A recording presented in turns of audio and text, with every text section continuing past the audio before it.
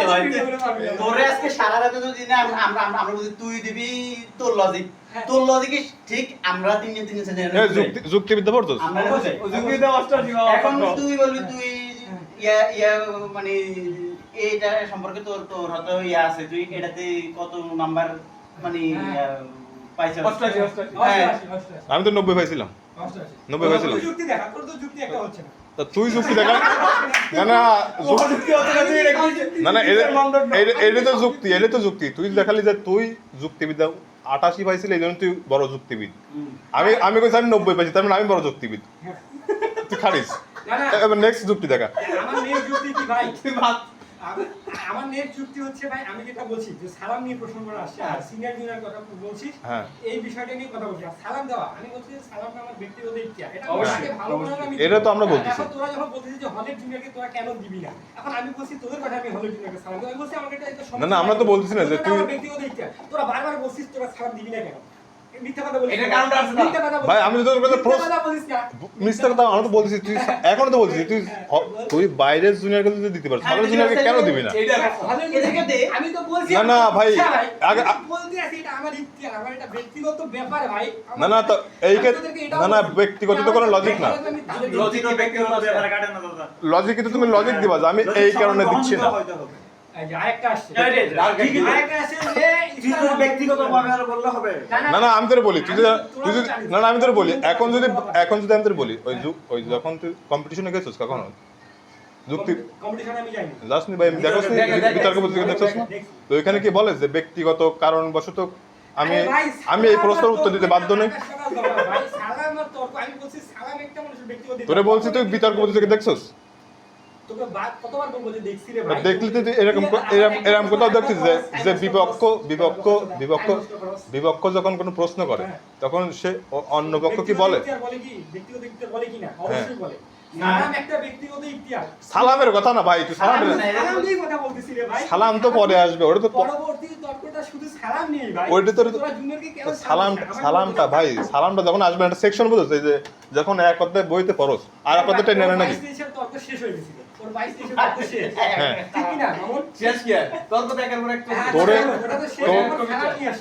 এখন তোরা আমাকে বলছো যে তুই ক্যাম্পাসের বাইরে জুনিয়রকে সালাম দেস কেন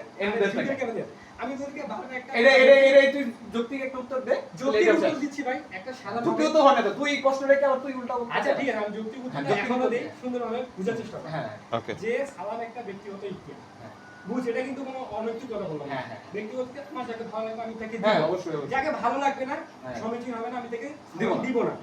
ঠিক আছে সুন্দর এখন আমি যাদেরকে সালাম দিছি তুই সাক্ষী ছিলি তুই দেখছস আর আমি তো বলতে আছি তুই আলেম জাতীয় লোক আসলে না তুই সাক্ষী নাও থাকিস হ্যাঁ আমি সালকেও বললাম যে আমি অনেক সাক্ষী না থাকিস মানে কি ব্রাঞ্চ সাক্ষী ছিল না আমার বাতাস কেন বলতিছি তুমি যা দাও আলেমদেরকেও দেই নিষ্কাচারকেও দেই এবং আমার যাদেরকে ভালো লাগে বুজুর্গ মানুষ দেওয়া উচিত আমি নিজেও সব পাবো ওনারা 10 মিনিট একটু সালাম দিই আমি এটা সালাম দিয়েছি এখন তোরা বলছিস যে হলের পোলাপাইকে কেন সালাম দিস না এই ক্ষেত্রে না আমি তো বলি তুমি টাকা যেটা বললে আমরা না আমি বলছি তোমার সাথে আমরা একমত যে তুমি তোমার ব্যক্তিগত এখতিয়ার তুমি কাউকে পছন্দ হলে দিবা না কিন্তু দিবা না ওইটা ইসলামের কথা না ভাই শোন আমি তোর এটা আমি তোর পক্ষ নিয়ে বলতেছি আগে শোন কথাটা আমার পক্ষ নিয়ে আমাকেই বলতে দে ভাই কাউকে আমার পক্ষ নিয়ে লাগবে না ভাই আমি একাই 100 একা 100 তুমি 100 বাল আমি বলি তারপর তোরা বলি যে হলের জুনিয়রকে কেন সালাম দিস না আমি ওই হ্যাঁ এই কথা বলছো তো না এইটা আমরা না তুই যে বললি যে মানে আমি না একাই ইয়া আরে ওটা তো 100 ভাই এই কথার মাধ্যমে কিন্তু তোমার একটা ইয়া বলে মানে আমার দেখ এই কথার মত কেন দেখ তোরা এটা কেন বললাম তোরা যে মিলে আমার সাথে তর্ক করতেছস আচ্ছা কেউ কি আমার পক্ষ নিছো না আমার কথা বুঝ এবার আমরা এবার আচ্ছা পক্ষ তুই নিরপেক্ষ অবশ্যই পক্ষ বিপক্ষ থাকে এটা থাকে হ্যাঁ নিরপেক্ষ তুই নিরপেক্ষ তো কেমনে হ্যাঁ তাহলে তুই নিরপেক্ষ কেমনে নিরপেক্ষ আমি এক পক্ষ নিরপেক্ষ এক পক্ষ আমি কেন? যেটা বলি আমি একে 100 কেন বললাম আমার পক্ষে কেউ নাই আমার পক্ষে কেউ একটা নিরপেক্ষ কেমনে দেখো? আমি যে সালাম বলছি ব্যক্তিগত ইচ্ছে আরে আগে দাঁড়া তুই কি এটা আমরা অবশ্যই বলছি যে তুই কারে ভাই এটাই তো তোরে আমি বলতে দিলাম না না আমি তোরে বলি এ বকছো রে শোনে তোর তো আমি এটাই বলতে গেলাম যে তুই যেটা বলছিস যে তোর ব্যক্তিগত এইটাই তো আমি বলতে দিলাম যে সঠিক তুই তো বলছিস না আমি একা এক পক্ষ তোর আমার দরকার নেই আমি তোকে ওটা তো শেষ তুই আমি মাইক বললি কেন যে তুই তোর পক্ষে কেউ নেই আমি বলি তোর পক্ষ নিয়ে কথা বলতে গেলাম তুই আমি নিজে তোর পক্ষ নিয়ে আমি বলতে গেছি না তুই থামাতে দিকে বলিস নাই তুই বলতে দিস বলে নাই ভাই তুই বলতে দিস আচ্ছা আমি বলি আমি শেষ করি আমি বলতে মানে সাইভাবে উত্তরটা চাইছো না আর একটা প্রশ্ন কিন্তু আই করছে যে তুই যে নিরপেক্ষ এটা কেমনে? আচ্ছা ওটা তো বললাম যে আমি এক পক্ষ নিরপেক্ষ না না তুই নিরপেক্ষ বলছিস আগে বলছি এটা স্বীকার কর বলেছে আচ্ছা ভুল হয়েছে ভাই মাপ চাইছে আমি যেটা ভুলে আমি এক পক্ষে ভাই মাপ ভুলেছি ভাই রে ভাই ভাই এটা সত্যি এটা বল নেক্সট এখন আমি বলছি যে হলে কুলাবেনকে কেন সালাম দেবে এখন আমি ওই আমরা প্রথম কথা থেকে বললাম যে সালাম একটা মানুষের ব্যক্তিগত অধিকার এটা তো শুনছি তুই দিবি হ্যাঁ ওইটা থেকে এই উত্তরটাও আসছে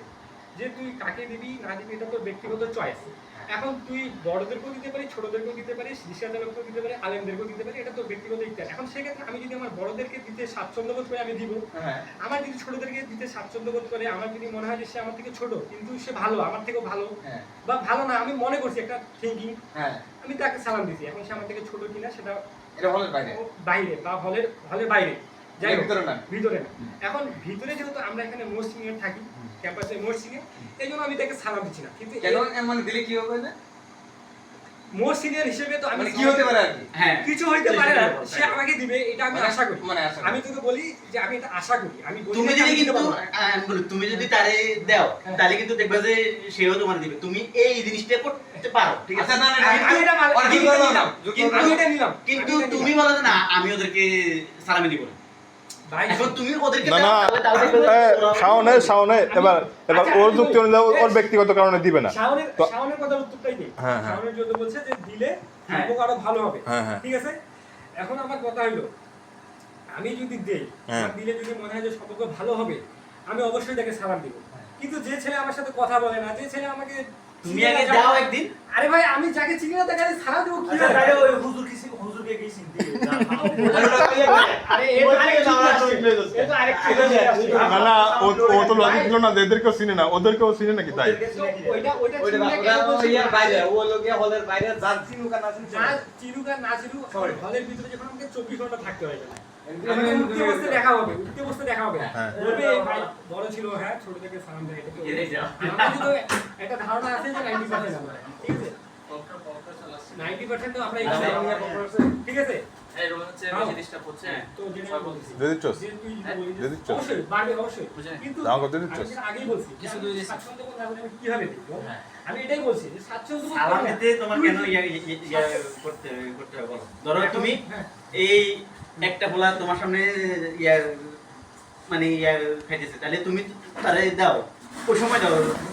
আবে ওটা তো আমার দোস্ত ওই পোলা এটা তোমার- তো মানে তোমার সামনে আর কখনো ইয়া এখন হচ্ছে